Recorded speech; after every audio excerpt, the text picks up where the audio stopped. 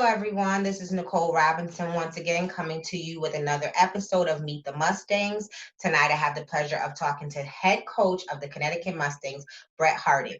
So, Brett, how are you doing today? I'm doing great. As great as I'm going to get in this pandemic and everything we're going through right now. Yeah, I was going to ask how's that going for you, because this is a really crazy time that I'm sure none of us really thought that we would experience in our lifetime. So, Yeah. how's that affected you and your family? Um. Well, it affected us a lot. I mean, we're trying to, as far as we're trying to stay healthy as we can. It's hard. I got grandkids and I got teenage kids as well. So it's um it's rough trying to keep everybody to stay on point and to do the right thing. But we're doing the best I can, with it. And as far as with the team, it's very difficult because there's really nothing we can do right now as far as practicing. There's nothing we can do. But unfortunately, I have a team that boys are real. They get their own thing. They out there and they got their own mind. They do their own thing. So, you know, that's the real good thing about it is I got boys that are self motivated. So Yeah. of course they need me out there, but during this time they out there doing what they need to do. I give them a little direction and they do what they gotta do. Yeah, I mean, I've done some of the interviews already. Haven't done many because I just started Okay. this week.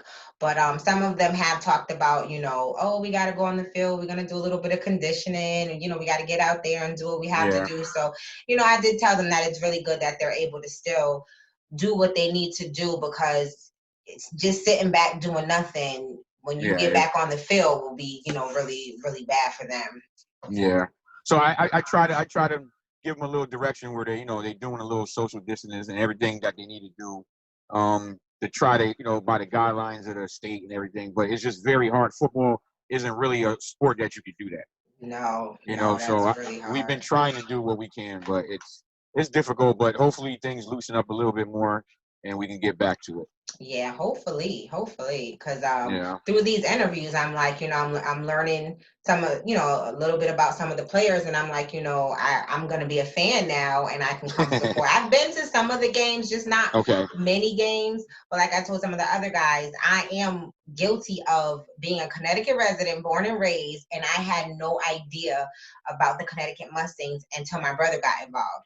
So Okay. this is one of the things. So this is a good way for him to say, you know what, I'm hoping these interviews can spark more curiosity, because just talking to some of the guys, it made me say, oh, I want to see in a few years if this guy has been able to fulfill the goal that he set for himself. So, Yes. this is really good. Like Yeah, these this is interviews perfect for are that. really good. So how about you just start with telling me a little bit about yourself, like where you're from and how you grew up, things that you like to do when you were a child. Okay. Well, I grew up in New Haven, born and raised. I lived there all my life. I went to school in New Haven, elementary, and then I moved to Hamden. And so I went to middle school and I went to high school in Hamden. Um, after school was over, I tried a little sports, little semi-pro sports. I did a little things like that, little football, baseball. But I really just got to work, and I really didn't have. I left sports behind, and I just really got to work. And about I'm 44 now. Okay. Around 33, 34, one of my friends was started doing the coaching, and I just went down interest with him. I always interested in football since I played football since I was 8 years old, all the way through high Wow. school, and I just always been very interested in it. But I never really thought about coaching. I know I just so when he started coaching, I went down there to check him out a few days, and I started helping out, and I kind of realized that I'm actually kind of good at it, better than I thought I would be, and from there on out, here it is, and now this is 8, 9 years later, and I accomplished my goal, which was to be head coach. So Nice. I started from the bottom, and I did every position pretty much you can do, and I went to every coordinator spot. And last year I was the defensive coordinator. The year before, offensive coordinator. So it's just I just keep going up, and now I'm at the head coach spot where I want to be. Now that's at the semi-pro level. Yes. So I have my credentials and I have my coaching, everything I need for my coaching Sorry. So basically, I have all my credit. I have everything that I need to go into the high school level. Okay. It's just right now with everything happening, it just completely stopped. Yeah. You know, I was in the process of doing everything right now, and I was actually had an interview, couple interviews to go on, but it all got shut down because of this Oh pandemic. wow. So, you know, I know I'm gonna be patient with it, and it's okay. You know, time will heal it all. I'm fine with Exactly. it. Exactly. And you know, being patient is the best thing to do, especially right now. And like you said, Yes. you had the interview set up. And once all this craziness kind of dies down, I'm sure those Yes. interviews will still be there for you. And like you said, you started at the bottom and you worked your way all the way up to head coach. So I'm pretty sure these high schools will look at that and say, you know what, some of these young men that are in these high schools need a coach who has actually coached on all levels and has Yeah. coached grown men, because these boys are becoming men and they need those Exactly. positive male role models, especially our young black men, with everything, Yes. not even just with the virus, with Yes. everything else that's going on in this world. So they Yes. need to see that, and you being from New Haven is good, because a lot of people in like these urban areas feel like they can't accomplish certain things because of where they're from. And Yes. it's nice to have someone where you're from, who grew up in the same area, who knows all the same people, showing you that yes, I made it and so can you, and not only showing you Absolutely. that but helping them out. So that I definitely wish you luck with all of that, because Appreciate it. they definitely need that. They do. Yes, they do. They do. Yes, they do. And most of the team, I would say, I've been around them for about 7, 8 years. Wow. So they're with the team. This year's team is a little different than any other team that we had, because mostly every team year after year is basically the same group of guys, just every year. This year, we sparked a lot of interest. I'm not sure why it was so much, but we just sparked a lot of interest in the team, and I'm hoping it's because I'm head coach. That's what I'm hoping it is. But Yes. I'm not saying, but a lot of the guys I've been around, I knew them as in high school. I knew them before high school. Some of them I knew as kids, just being around in the neighborhood. So I have a kind of different connection with the kids. So, well, young men, I say. So we have most of me and most of the players have different relationships, meaning I can go by their house and see what they're doing. It's Yeah. not just a coaching thing. I'll stop by their house and see what they're doing, see what they're getting into and stuff like that. No, just to check up on them, just to show them that I'm here for them. It's not just football. And then even when, of course, football is a lot of injuries.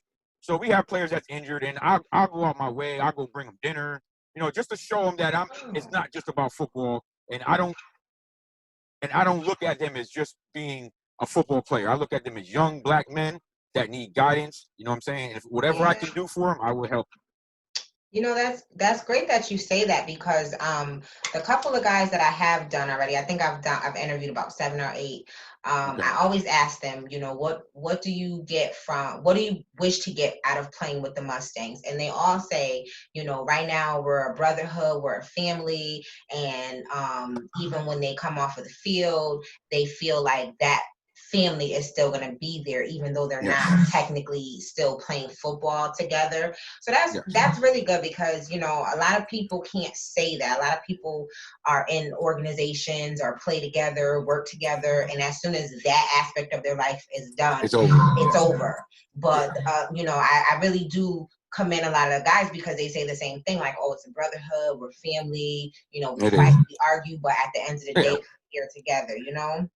And Cause so. honestly, oh, I'm Okay. sorry, but I was gonna say, honestly, because I know you don't want to like pat yourself on the back, but I will say something like that, when people stick together and they are always talking about how strong they are as a brotherhood, it really is because of the head, and you Yeah. being the head coach, you're pretty much like the glue that holds them together. Because if you were a weak individual, or didn't know what you were doing, or didn't really care about them outside of football, Mm-hmm. that would show on the field.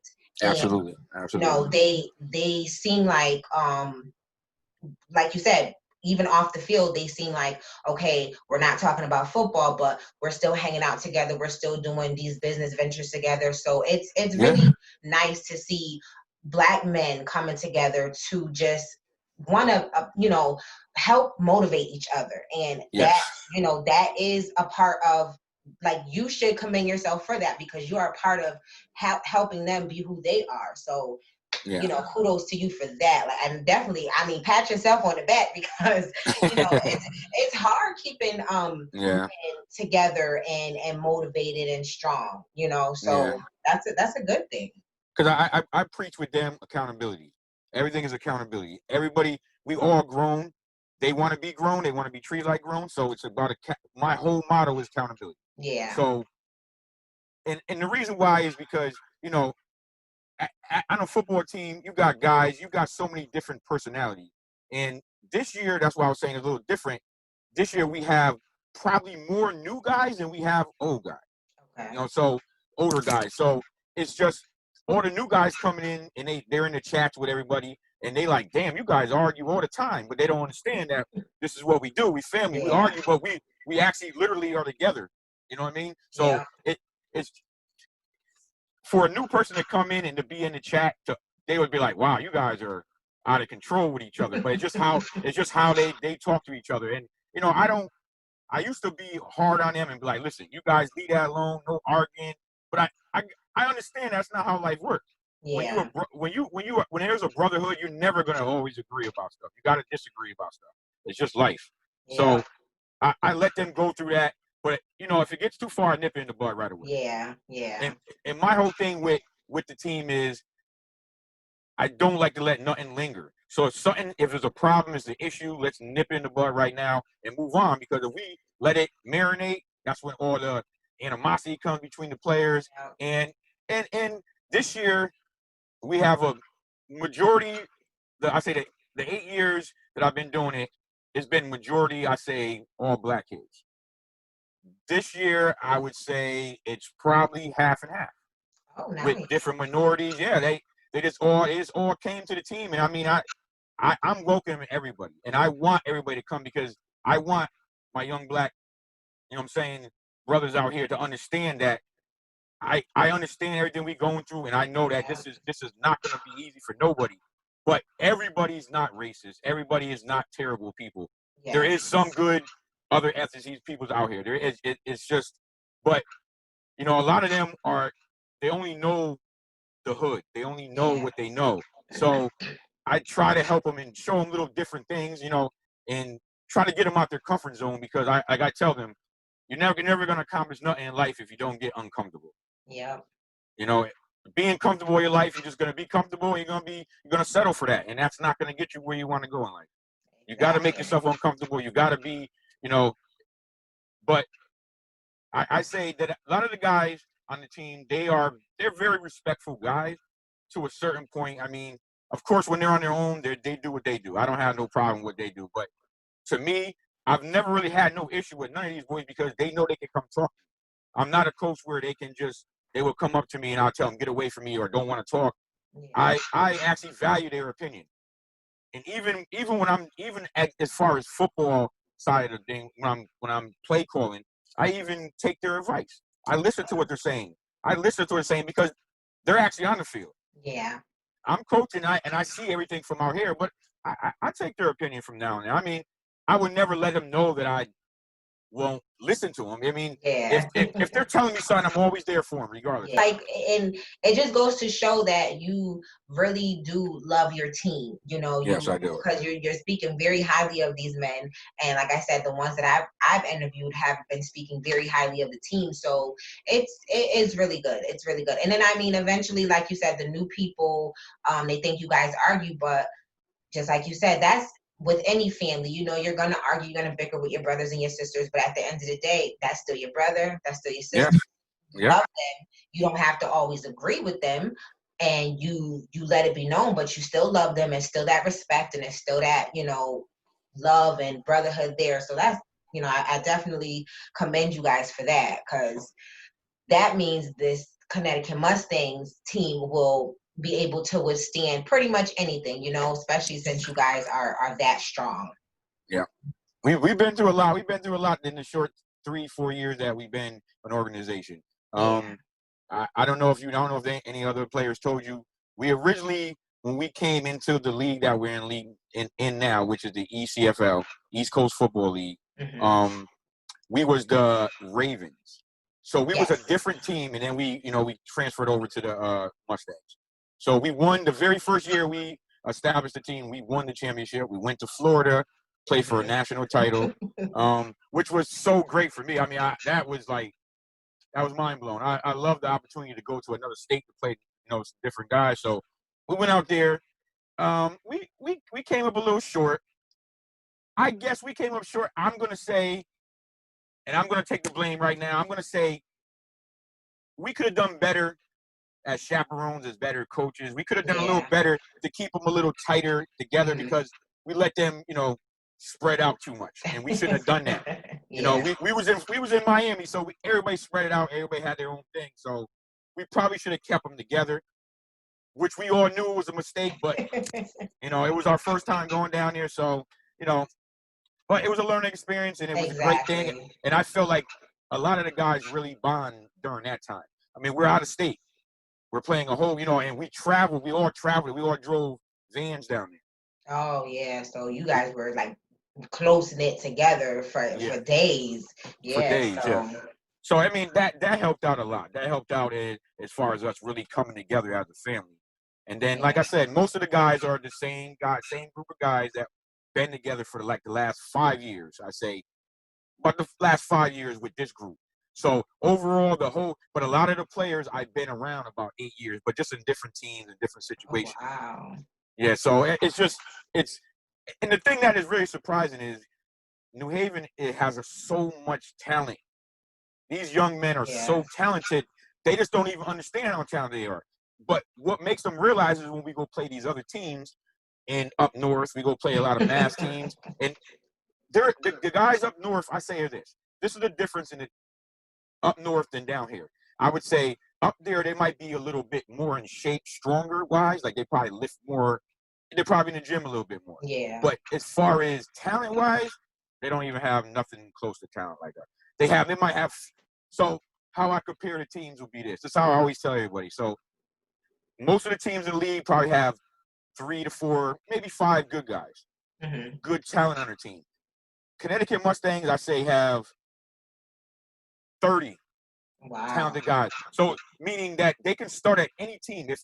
If any of these players went to any team, they would start. It just the hardest thing about it is to get them to buy into the fact that they don't got to do it all themselves. Yeah. We got all this talent. Let's do it. Let's share the ball. You know what I mean? But a young man, he wants to shine himself. He wants to get the ball. He wants to score. He wants all the, But that is the hardest part for me to figure out is how to get everybody to understand that you don't have to do everything. We got all these players. Yeah. Put them in a position and let everybody do what they need to do. Exactly. So where most teams, you got 2 or 3 guys that you just count on. They do everything for you. Mm-hmm. Where this team, I can take my whole starting lineup out, my whole starting offense out, and put another 11 in that will start in any team. Wow. It's just, it's a lot. We really have a lot of talent. It's just trying to get them to buy into the fact that they don't have to do everything themselves. Yeah. Yeah. You know how some people are. They think like they have to do everything and they can't rely on each other, and it's like, but that's a part of being a team. You have to rely on your teammate in order for everything Exactly. to be successful. The quarterback wouldn't be who he is if he didn't have his running backs, and if he didn't have his linemen, and if he had his corners, and those are pretty much the only positions I know, but I'm just saying, they wouldn't be who they are if they didn't have each other. So True. eventually they will get there though, because being with new people coming in now, they'll probably be starting to see like, what, let me see what this new guy can do, and let me see what he can do, and that way they'll be able to start working together a little bit better. Yeah. So let me ask you this, because you mentioned coaching on both offense and defense.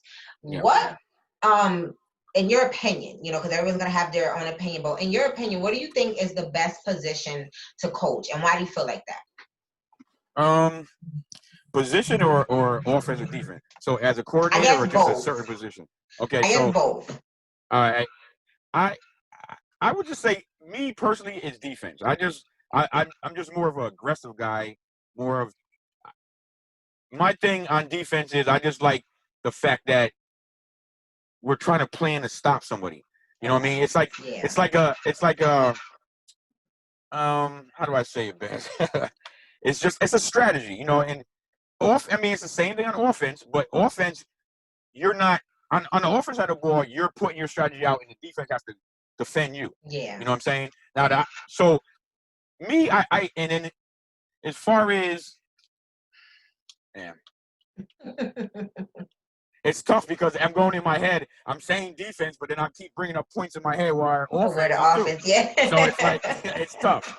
It's tough, It's but probably one of those situations where it's not even a best position. It's just, you know, you it's love just football. yeah, You know, pretty much. you love what you do in the game of football, whether it's offense or defense. So, you know, that's which means that you're very versatile, so you can pretty much go with any, you True. know, Yeah. position to coach, which is really good, because if you were just stagnant on one side, um I Yeah. don't want to say that that's not good, because you can be the best defensive coach or the best offensive coach, but if you can do both, you know, you can pretty much run anywhere with any team, with any player. So, you know, Yeah. that's pretty good.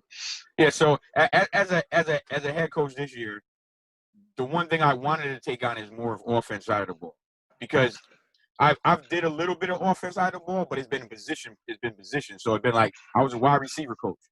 Okay. So I didn't actually run an offense yet on my own. So this year was going to be my year to actually jump into them shoes.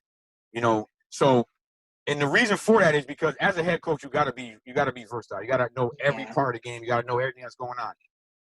I'm very confident that I can do it. I mean, I made up my own playbooks. I've done all that, but it's just I just said to myself this year, I make myself uncomfortable. Like I was just saying earlier, make myself uncomfortable, feel a little, out of place, and put myself into this. Yeah. And the one thing that I know it will help is because I have a lot of support, as far as I know a lot of other coaches and a lot of other coaches, when I sit down and talk with them, they're like, listen, you're very knowledgeable.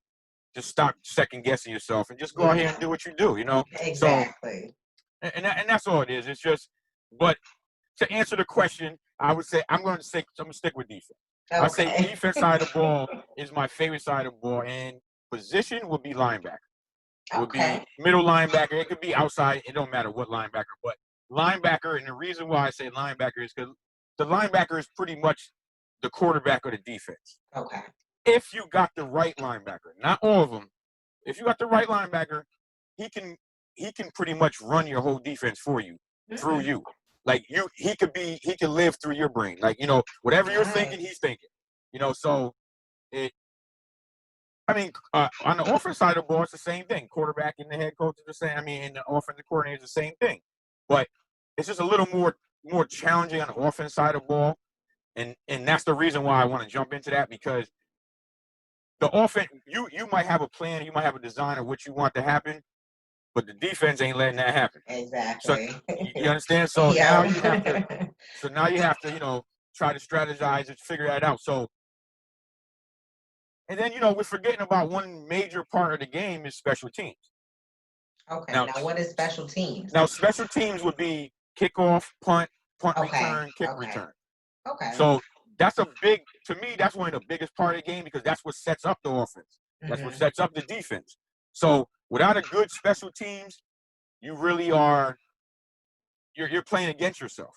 You really need a good special teams and to put yourself in a position to either be in a good position to score or to stop the offense from scoring on the other side of the ball. So it's just special teams is probably one of the underlooked side of the team period. And even players don't like to play special teams.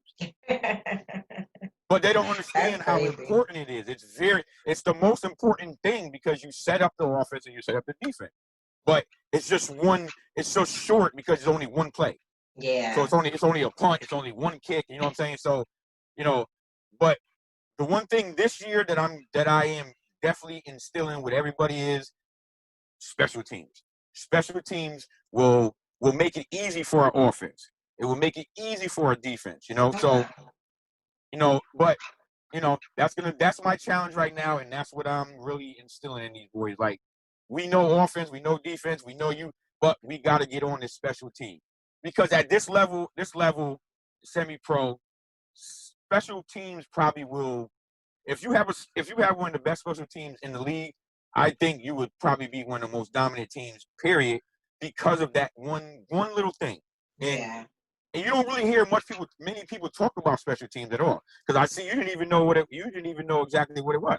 Nope. I So mean, I know about the punter and the kicker, but I didn't actually know that it was called special teams, you know? yeah, So so exactly. special teams it would be like at the beginning of the game would be the kickoff Hmm. or it'd be the kick return. Either Okay. that's two sides of that, and then it would be punt or punt return. Okay. And then you also got like extra point would be special team, and all that counts. And it's just but that's the non-glorified part of football, special teams. Yeah. You know, everybody wants to be a quarterback, a running back, receiver. You don't want to be a kicker or a gunner on the side that's coming down to make the tackle. Yeah. But Because people probably think all the other teams get more, like you said, more playtime, and they're more of the star of the game. But if they understood, like what you just said, that you're setting up the offense and the defense, then they would probably say, let me try this out. So hopefully yeah, someone jumps to the special teams this year and makes it no, easy they for don't. you. They don't gotta jump. I'm gonna jump them too. I'm gonna put them there. Don't worry about that. Don't I worry hear about that. that. I hear that. So let me ask you, because you pretty much really gave me a lot for your coaching aspect. But besides coaching, what other things do you do right now to occupy your time? So I know you mentioned kids. Yeah, I have. Are you I are you married or anything like that? Like, do you like um. what else do you do? Okay. I'm not married. I have 4 kids. I have 26-year-old, 25-year-old, 17-year-old, and a 16-year-old. Okay. Well, about to be 16. He's actually 15. And then I have actually 2 grandkids from my oldest sons, my 26-year-old and my 25-year-old son. Um, what I do for work outside of football, I drive trucks. Um, Truck driver. Unfortunately, but I mean, I love the job. I've been doing it since I was 20 years old. Oh Drive cross wow. country. I've been doing all that. But now I'm at the point where I want to kind of like get off the road, and that's why I Yeah. want to just kind of concentrate on just coaching Okay. at the high school level or possibly college level. I mean, that would be great. I'm not going to cut myself short at all. NFL Yeah. level, not going to cut Yeah. myself short. No, don't cut So, yourself short. um, but right now, the one thing I have been doing is I have actually been going to these rallies. Um, I actually have been doing Sunday. I'm actually going to go to the Bronx. They having one of the big rallies out there. Oh, Um, nice. Just because stay I safe. really, Stay safe. oh, absolutely. I mean, I absolutely think it's very important. And as far as the looting and all that, breaking into stuff, I understand it, but I'm not with it. But Yeah. I understand Yeah. it, and I get the pain and the hurt. So I'm not going to talk on that part of it. So I get that, but um, I do think it's very important for our young adults to understand what's going on right now, Yes. because Yes. this is for them. This is their time. And the unfortunate thing is, it's not a lot of young kids out there doing the actual protest. They out there Yeah. doing the looting at The night, looting. yeah. Yep. But if they actually out there for the right thing, they'll understand that this is their future. We're doing this for them. You know, Exactly.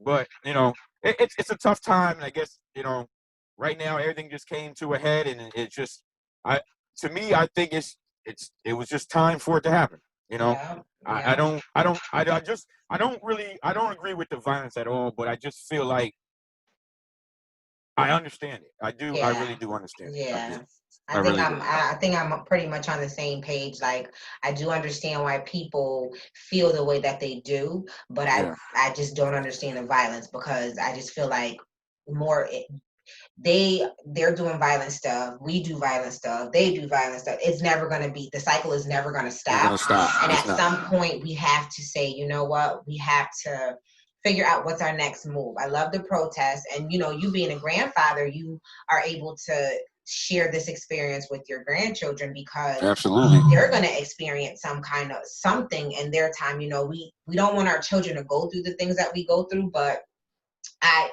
looking back at history, I'm like, okay, well, they went through similar things Yes. for their time, and now we're still going through something. It may not be as difficult as it was back then, but it is Yeah. still it's still the same. It's still the same aspect. And you mentioned, like, I have a 16-year-old son too, so I'm in that same boat where it's one of those things where I need to teach him how to do the right thing, and Yes. then but also explain to him that even when sometimes you do the right thing, you still end up in trouble, not because of anything other than the color of your skin. And Skin. we Yes. have to just try to make them understand that it's going to take a long time. It's going to Yes. take a It long is. time for change, but something can happen, and we just have to stay positive. So and at least when you go into the protest, that's something that you can share with your grandchildren when they get a little Absolutely. bit older, to understand.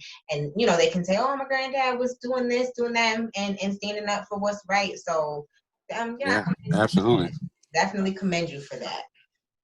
So just Thank one you. last question for you. And I Okay. mean, I know you've mentioned it, but what do you see yourself doing, like, when you are no longer coaching?